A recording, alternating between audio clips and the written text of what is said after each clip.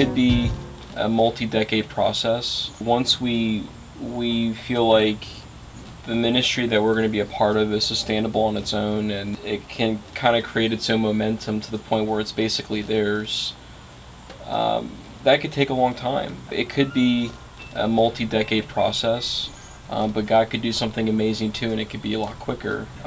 It's His work to save and all of that. We're just being faithful servants and conduits of that. We'll have to evaluate at different stages. Okay, is this something that we need to continue with, or is this something that we can delegate and we're okay to leave? And we'll have to be in constant evaluation as far as the status of the ministry. Like you're saying, evaluating, maybe not even just leaving Japan, but just, is it, this work is ready to go on its own, and so maybe there's another work for us to join there. We hold our plans, tight to an extent, but also loose to where God can shape and mold those plans. And we need to be okay with that. I think everyone needs to, but ultimately that's how we're approaching it.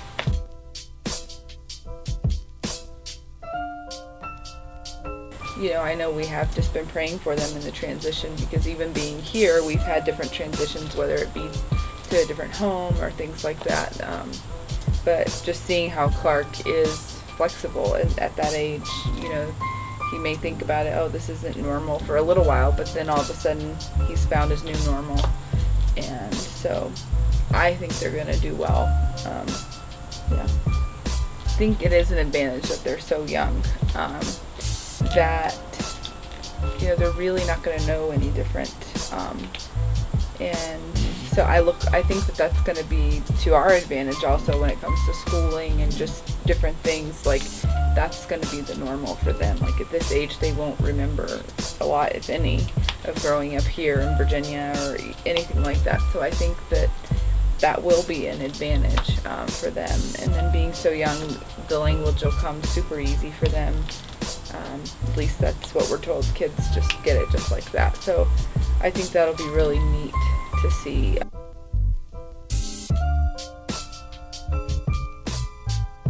I'm really excited to learn the language. I never learned another language before completely, so I'm looking forward to that. I look forward to just being able to interact with the people. Like, it's one thing to go there and you're communicating in English and all of that, but just really being able to immerse ourselves in their culture, even though it may be something that we're nervous about, it's still something that's exciting to look forward to. And then just, I look forward to Japanese people, coming to know Christ and having hope.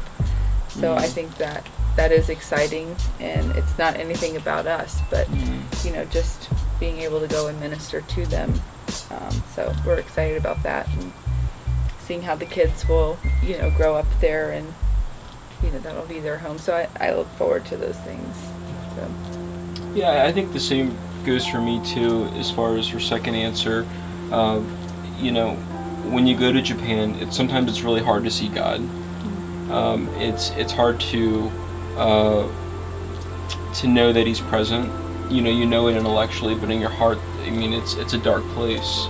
So, and especially because there's such an absence of Christian influence, it's really difficult to be able to sense that He's there. So what I'm most excited about is seeing God glorified in Japan. Seeing, like she said, lives changed by the power of the gospel, them being discipled to maturity, and for them to gather together and churches planted as a result. It's a long process that we're in right now, and it's going to be a long process initially, learning the language and all these things. But I think seeing the fruit of our labor and our teammates' labor is going to be something that we won't be able to trade. And so, and I know they're seeing results right now. A lot of them who've spent decades there, and that's just such an encouragement. And we want to see the same thing in the people's lives there. So I would say that's what I'm most excited about.